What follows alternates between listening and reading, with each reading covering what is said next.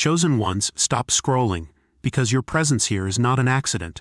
It's not the algorithm, it's warfare. Something in the spirit realm has been stirred and heaven is responding, and I need you to hear me clearly, because what I'm about to say sounds almost unbelievable, but it's the kind of word that hits your spirit before it hits your logic. God is about to embarrass you, not with shame, with blessings you can't hide, with favor that won't fit in the private corners you've been forced to live in, with a turnaround so visible that even the people who doubted you will have to admit that had to be God. And listen, before we go any deeper, I want you to hold on to one sentence. Don't forget it. Don't let it drift. The same place you were mocked is the same place you're about to be magnified. Now I know what some of you are thinking. You don't know what I've been through. You don't know what I lost. You don't know how long I've been waiting, and you're right. But God knows, and heaven has been writing in secret. That's why this word is about to catch even you by surprise. Because what's coming is not just a breakthrough, it's a public reward after a private war. And in a moment, I'm going to show you the exact pattern God uses when He does this.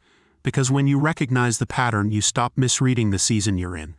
But first, let me ask you something. Have you ever been in a season where you were doing everything you could, and it still looked like nothing was moving? A season where people watched you struggle and came to conclusions about you. A season where they assumed your silence was failure. A season where you felt like God was taking too long. Chosen one, if that's you, I need you to stay with me, because this is the kind of word that doesn't just inspire you. It positions you, and positioning matters, because blessing can be released and still be missed if the vessel isn't aligned. So don't move ahead of God. Don't grow weary. Don't let frustration talk you out of your assignment, because what He's about to pour out will overflow beyond your expectations, beyond your prayers, beyond your plans. And when it hits, you won't be able to contain it. You won't even be able to hide it. You will look at your life and say, "This is the Lord's doing." And the same mouths that doubted will have to witness. Now let's go deeper. Point 1, this is warfare, and a divine shift is happening, chosen ones. I need you to understand something. The warfare was not random. The pressure was not pointless. The isolation was not punishment. It was evidence that something in your future is expensive, because the enemy doesn't fight what doesn't matter. He doesn't resist what isn't dangerous. He doesn't intensify pressure around people who have no assignment. So if the war got stronger, that's not proof God left. That's proof you're close. And I know some of you are tired of hearing you're close, but hear me. You're not close because time passed. You're close because the atmosphere is changing. You can feel it. Something is shifting in the unseen. And the reason God pulled you here is because He doesn't just bless His people, He prepares them for what blessing will expose. Because elevation is not only favor, elevation is exposure. And God loves you too much to lift you without building you. So yes, you were attacked. Yes, you were misunderstood. Yes, you were misjudged. But what you thought was your ending was actually heaven's setup. Point 2, God is about to reward you in public. Now listen. God is about to embarrass you with blessings that will speak louder than your prayers. This is not a quiet season you're entering. This is not the season where you keep shrinking and hiding and explaining. This is the season where God makes it undeniable. And this is what that looks like. The same people who watched you get counted out will have to watch you rise. The same people who called you finished will have to watch you get fresh oil. The same people who mocked your waiting will have to witness your reward. And it won't be because you got lucky. It won't be because you finally caught a break. It will be so specific, so timed, so precise, that it points straight to God. And here's the part you need to hear. God is not just going to bless you, He's going to vindicate you. That means the blessing isn't only provision. It's proof that He was there when nobody saw Him. Proof that He was working while people were talking. Proof that what looked like delay was actually development. And I can already hear somebody saying, "But why did it take so long?" Because if it was an ordinary breakthrough, it wouldn't require this kind of refining. There are dimensions of glory that demand capacity, and God has been increasing your capacity. So when the blessing comes, it won't crush you. It will crown you. Point 3, your embarrassment was preparation, not rejection. Now here's the uncomfortable truth. Some of your greatest moments of embarrassment were the setup for your biggest encounters with destiny. What looked like failure was training. What felt like humiliation was preparation. What seemed like a dead end was redirection. God does not waste pain. He does not waste tears. He does not waste rejection. He does not waste the season where you were unseen. He was taking notes. He was gathering evidence in the dark to reveal power in the light. And I want to say a line that's going to free somebody. Sometimes God allows you to be embarrassed by circumstances, so He can embarrass your circumstances with glory. meaning the very thing that tried to break you will be the thing God uses to elevate you, not so you can brag, so he can be recognized. Because when God finishes writing your chapter, nobody can deny who authored it. Point 4, biblical proof. God does public reversals. Let me show you the pattern, because God repeats himself. He did it before, and he's still doing it now. He did it for Joseph. Joseph was sold by his own brothers, imprisoned unjustly, forgotten in a dungeon. That's not a small embarrassment. That's betrayal layered with delay. But then one call came, one moment, and in a conversation Joseph went from prisoner to prime minister. Yesterday, chains. Today, charge. That is not just elevation. That is divine reversal. That is God embarrassing the enemy.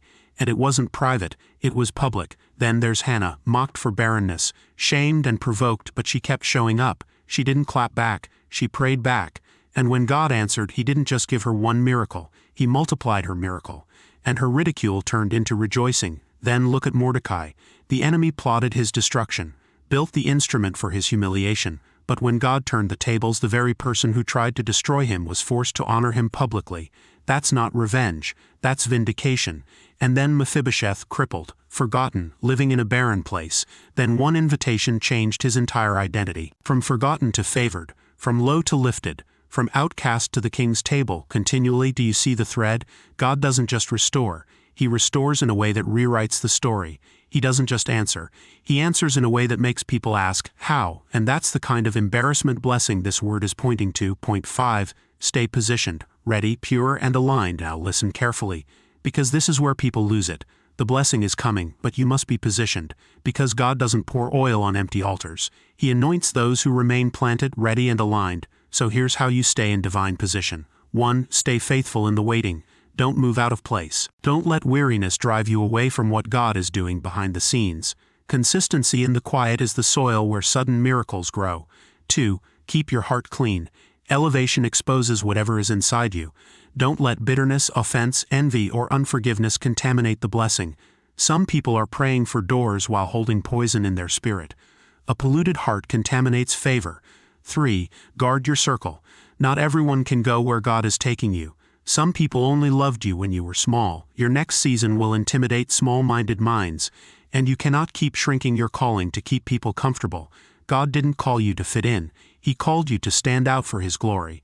Now let me tell you what's about to happen. People are going to look at your life and ask questions.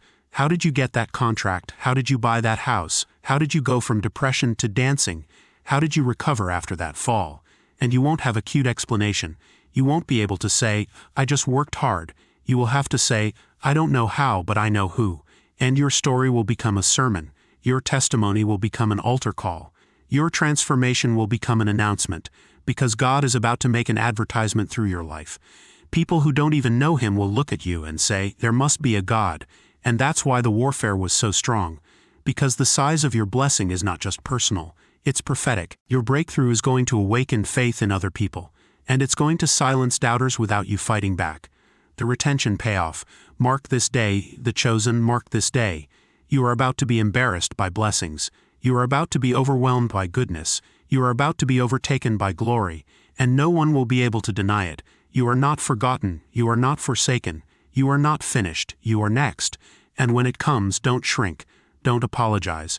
Don't downplay what God has done. Wear it as a banner of his faithfulness, and declare boldly, this is the Lord's doing, and it is marvelous in our eyes. Prayer. Heavenly Father, we come before you with awe and reverence. You are the God of miracles, the God of reversals, the God who rewards the faithful.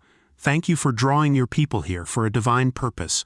I declare in the name of Jesus that the heavens are opening over every life listening right now. Father, I speak over the ones who have been hidden, hurt, and humbled in secret. I declare their waiting season is shifting. I declare the silence is breaking. I declare chains of shame, rejection, and despair are breaking now in Jesus' name. Lord, release the kind of blessing that cannot be hidden. Vindicate your people publicly. Surprise them with open doors, divine connections, and accelerated favor.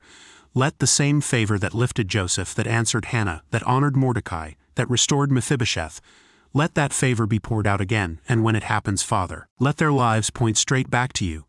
Let their story preach. Let their testimony awaken faith. Let their breakthrough bring you glory. In the mighty name of Jesus, amen. If this confirmed what the Holy Spirit has been saying to you, type, I'm staying positioned. Subscribe for more words that strengthen you in warfare and prepare you for overflow.